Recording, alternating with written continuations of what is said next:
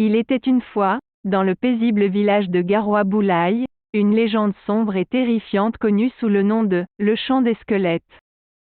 Cette histoire effrayante a été transmise de génération en génération, et chaque fois qu'elle était racontée, les auditeurs étaient pris de frayeur et de fascination. Au cœur de cette légende se trouvait Fifion Ribana, un sorcier mystérieux et puissant. Il était connu pour ses connaissances en sciences occultes et pour être capable de manipuler les forces de la magie noire. Les villageois le craignaient et respectaient en même temps, car ils savaient qu'il détenait le pouvoir de vie et de mort sur eux.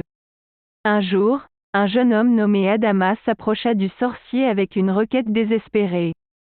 Son frère, Amani, avait été victime d'un sortilège mortel jeté par un rival jaloux. Adama était prêt à tout pour ramener son frère à la vie, même s'il devait payer le prix ultime. Fifion Ribana écouta attentivement l'histoire d'Adama et elle lui offrit une solution. Il lui révéla qu'il connaissait un rituel ancien qui permettrait de ramener les morts à la vie, mais il avait besoin d'un ingrédient rare et puissant, une plume magique provenant du corps d'un oiseau mythique, le Nkongolo. Adama accepta la quête avec détermination. Il se mit en route vers la forêt interdite, un lieu sombre et dangereux où les esprits maléfiques rôdaient. Armé de son courage et de sa foi envers Fifion Ribana, il pénétra dans la forêt sans se douter des horreurs qui l'attendaient. La forêt était un labyrinthe de ténèbres, où les arbres se tordaient et sifflaient comme des serpents venimeux. Des bruits étranges et effrayants résonnaient tout autour de lui, tandis que des yeux luisants observaient ses moindres mouvements. Adama sentait une présence maléfique le suivre, le poussant au bord de la folie. Au bout de plusieurs jours de marche pénible, Adama trouva enfin l'oiseau mythique, le Nkongolo. Avec précaution, il retira une de ses plumes et la plaça dans un sac en peau de serpent.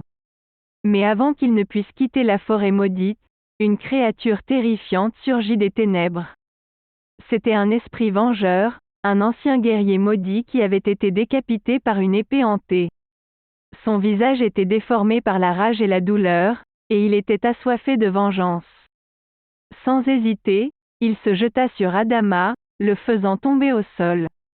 Dans un dernier acte de bravoure, Adama sortit la plume magique et la planta dans le cœur de la créature. Un éclair brillant jaillit de son corps et l'esprit vengeur se transforma en cendres, laissant Adama seul et épuisé. De retour au village, Adama remit la plume magique à Fifion Ribana. Le sorcier fit alors appel à des forces obscures et entama le rituel pour ramener Amani à la vie. Mais ce qu'Adama ignorait, c'est que la magie noire avait un prix. La vie d'Adama lui-même était le sacrifice nécessaire pour ramener son frère d'entre les morts. Lorsqu'Adama réalisa ce qui se passait, il était déjà trop tard. Il fut englouti par les ténèbres et son corps fut déchiqueté par les squelettes des anciens sorciers qui avaient subi le même sort. Le chant des squelettes résonna dans tout le village, annonçant la mort tragique d'Adama. La leçon de cette histoire est claire, la magie noire est un pouvoir dangereux et impitoyable.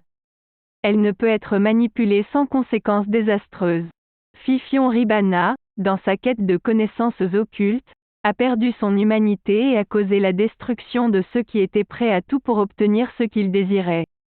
Puisse cette histoire servir d'avertissement à tous ceux qui cherchent à s'aventurer dans les ténèbres de l'occultisme. La puissance de la magie noire est une tentation séduisante, mais elle mène souvent à la mort et à la désolation. Si vous avez été captivé par cette histoire terrifiante, n'oubliez pas de vous abonner à notre chaîne YouTube pour plus de contes sombres et mystérieux.